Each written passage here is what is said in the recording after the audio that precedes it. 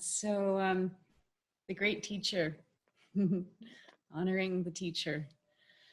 So there's a little story I'd like to read, and this is a story of Hafiz, who was a great Persian Sufi saint and amazing poet, and he's kind of a counterpart to Rumi. So Rumi, most of us have encountered him in some ways, and he is like, powerful and direct and like unabashed.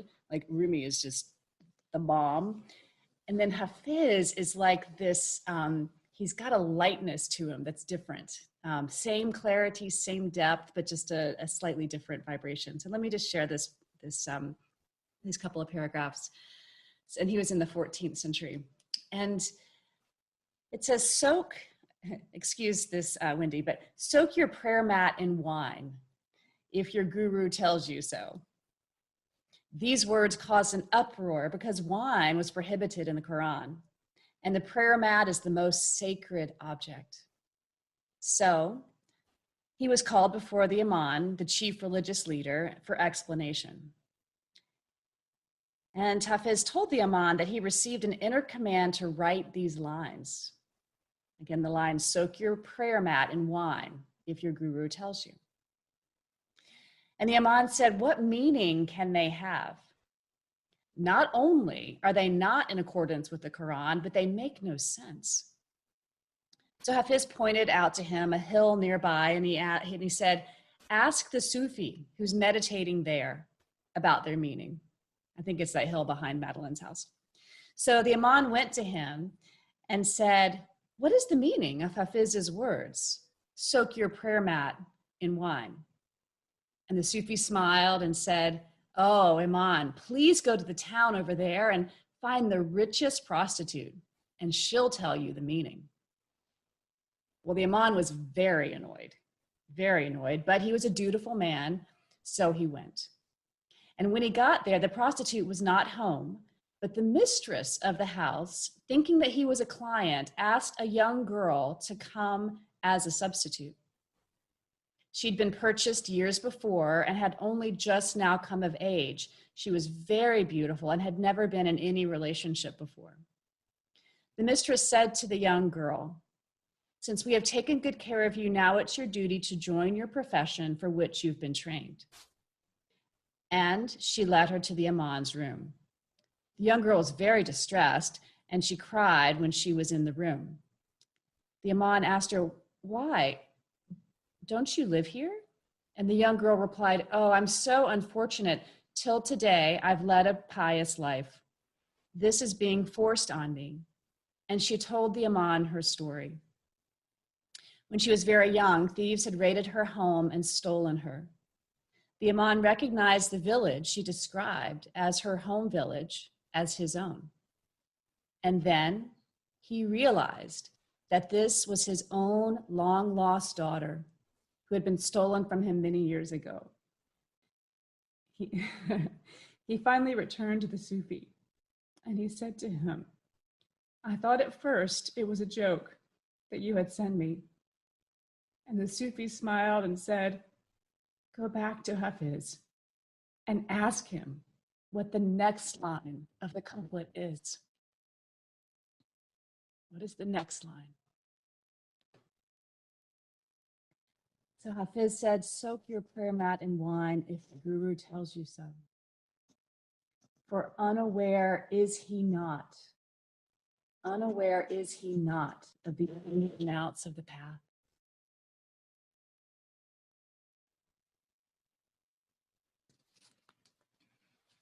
So for me, guru is both the presence that has been guiding me every step of the way of my entire life, but especially it took the form of one particular person, which was Baba Muktananda, Swami Muktananda. And I saw what was told there. I saw this kind of thing happen hundreds of times around him, where he would give an instruction, seemingly simple instruction, and yet what was contained in that instruction was beyond belief. So I'll just tell one of these instances in my own life, my own experience. So a little over a year after I had met Muktananda, he was getting ready to return to India. And we were in the Catskill Mountains of New York, and I went to him. I said, "Well, what should I do? Since you're leaving," he said, "Find a job, save money, and come to India as soon as you can."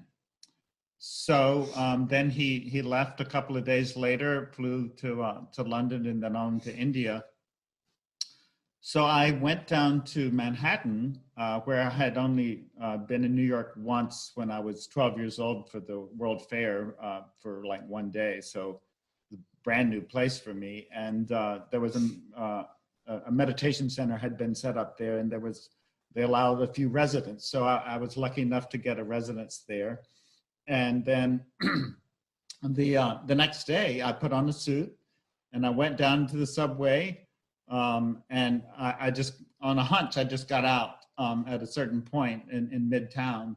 I had no idea where I was or what I was going to do, but I just had this sort of innocent, someone spoke of I had this innocent sort of, somehow this is going to work out. I don't know how it's going to work out. So I got out, and there was a beautiful little park there right off of Fifth Avenue. And I walked up into that park, and I noticed that there was this beautiful skyscraper right on that park. And on top of it, in great big letters, was GRACE, Grace. So I thought, well, this must be the place. And so it turned out that it's W.C. Grace and Company, which is one of the largest chemical corporations in the world. And I went up and to the way up the tower to where the employment office was, and I filled out a form, and they described the job postings. They only had jobs for chemical engineers and accountants. So I filled out a form there at W.C. Grace, and then after a short while, the director of personnel called me back to his office, and he asked me to take a seat, and he said, I hope you don't mind if I'm very frank with you, but I just want to make it really clear, so I looked at your application. You don't have any of the qualifications for either as a chemical engineer or as an accountant. You don't have the training, or you don't have any of the skills that we're looking for. And I hope that you can understand that if you just be yourself, there's going to be a perfect job for you somewhere.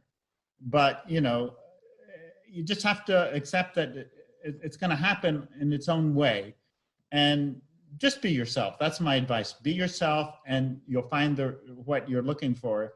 But obviously, it's just not here. And as I walked out of that office, I felt like I had received like huge grace. I mean, I felt to me like the universe had just given me such a beautiful. He had been the vehicle for this wonderful teaching of, I just felt graced. I felt graced when I left the building. And so I walked outside the building, and there was a phone booth. This is back in the days of phone booths, right there on that, just in front of the building. So I had the idea to call back at the meditation center and see if maybe someone had left a notice on the bulletin board about someone needing an employee. So I called, and the person who answered the phone said, actually, I just put down the phone from another one of the residents there, who's a taxi driver, and he just let this guy out of his car who asked whether the taxi driver knew of anybody who was looking to be a driver in New York. So here's the number. So I thought, well, maybe. And so I called the number, and it turned out to be the CEO of Ann Taylor Incorporated, which is, you might know, as a major fashion company. And he was looking for a personal chauffeur. And I said, well, I'd be interested in and possibly being your chauffeur. And he said, well, then come on over as soon as you can. And then he gave me the address, and lo and behold, it was directly across the street. Literally, I just crossed the street, and that was where his office was. And I went in, and he said, so how long you been driving in New York? I said, well, the fact is I've never driven in New York. He said, you've never driven in New York? He says, how long you been living here? I said, well, I just moved here yesterday. You moved here yesterday and you want to drive in New York? And I said, I think I could do it. He said, well, do you know where the United Nations Plaza is? I said, no, I'm sorry, I don't know where that is. He said, well, how about Rockefeller Center? Do you know where Rockefeller Center is? I said, no, I don't know where that is either. Times Square? Do you know where Times Square is? I said, no, I've been through it once, but I don't know exactly where it is. And he looked a little bit like consternated, and then he said, well, you're the most honest guy I ever met. I'm going to give you a try. So he took me on as his personal driver, and I spent the next 5 months as his personal driver, and he had a 12-cylinder gold Jaguar, and his only instruction to me was take me as fast as possible wherever I want to go. And he gave me a fabulous salary, and by February, 5 months later, I was in India with Baba and spent I just spent the rest of my life with Baba and after that. So, those simple words, find a job, save money and come to India. I mean, this whole completely amazing dance emerged from that. And so there's a mystery, what it is that is orchestrating all of this, guiding all of this. It's beyond words. It's amazing. And so really, this is what we wanted. The next week, we want to feel more into this guidance, this attunement, this we all in one way or another described attuning to something that is guiding us. And we can get out of tune, but we know that it's just that we're out of tune. We know that the guidance is always here. So all we have to do is attune ourselves a little bit better, listen a little bit better, kind of hear the next word, or get that next, something. There's something is teaching us right now. So there was a 19th century French saint, Jean-Pierre de Caussade, and he said, when the wind is shifting, one can be sure of its direction only moment to moment. When the wind is shifting, one can be sure of its direction only moment to moment. When God arranges for us to experience at each moment is the best and holiest thing that can happen to us. There is only one rule for us, the duty of the present moment. There's only one rule, the duty of the present moment. And as Jesus put it, it's developing the ears to hear. Right? For those who can hear, they will hear. Right? Is that we all have an intuitive, we know, right? It's like we know what that is. And so learning to attune to this is the relationship of that grace bestowing principle, which is the guru.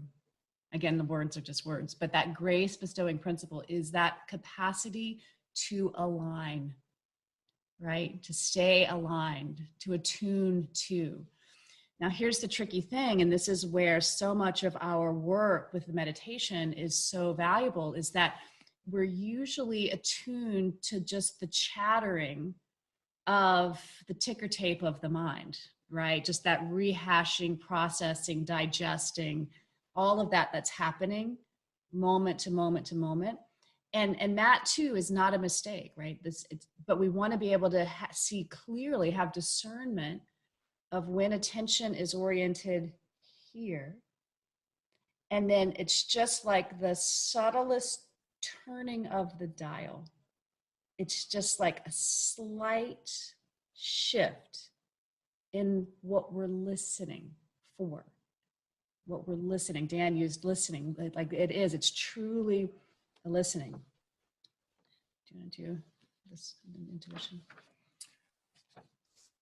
So trying to find a word for this inner guidance system that we have, perhaps intuition is one of the best words that we have. We looked at the etymology of intuition yesterday, and it's originally actually a theological word. And en means inside, and tuere means to look at, to watch over. So it's literally means insight, immediate recognition, or spiritual perception. Spiritual perception that is directly receiving with the spirit, in the spirit, to perceive directly. That so intimate connection that we have. So that's our intuition. That's a great power that we have. And all we need to do is just listen a little bit better, attune a little bit better. That's the only thing that we need to do in any moment, actually. That's the duty of the present moment, is to stay attuned best we can to this guidance from intuition. And recognizing that it's a train whistle, and sometimes it's a contraction in the body. Sometimes it's a wildly difficult sensation, right? That there are all kinds of pointers that are helping in the reminding, the remembering of that attunement, right? So what we would invite this week for practice is continuing with Atmat Pham, again, recognizing that all of this is emanation of divine consciousness, or whatever phrase lands, of spirit, of source. To continue with meditation practice, to begin to get curious about what is that attentional gaze when you're focused on the discursive chit chat of mind, right? The ticker tape of just commenting, la, la, la, la, la. Oh my gosh. I wonder what that would taste like if I added it into this recipe. And I don't think she liked that the last time I did it that way. Well, but you know what? But should I really, that whole little discourse that we get kind of swept up in, to notice what it's like to be oriented to that aspect of that frequency of mind, and then get curious about what is it like to orient to the frequency of mind that is following the breadcrumbs, right? The little sparks of joy. How do you orient to that? Okay. So the poem that will leave you with this week, and we'll send it out in the notes, is another one by Hafiz. And it's super simple. But I tell you what, if we could do this, if we mastered this, if we became an adept, a siddha, a master of this, right? Game on. So he said, how do I listen to others? How do I listen to others? As if everyone, everything were my master, speaking to me his cherished last words.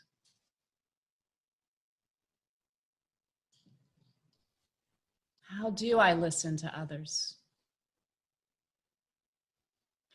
As if everyone, everything were my master, speaking to me her cherished last words.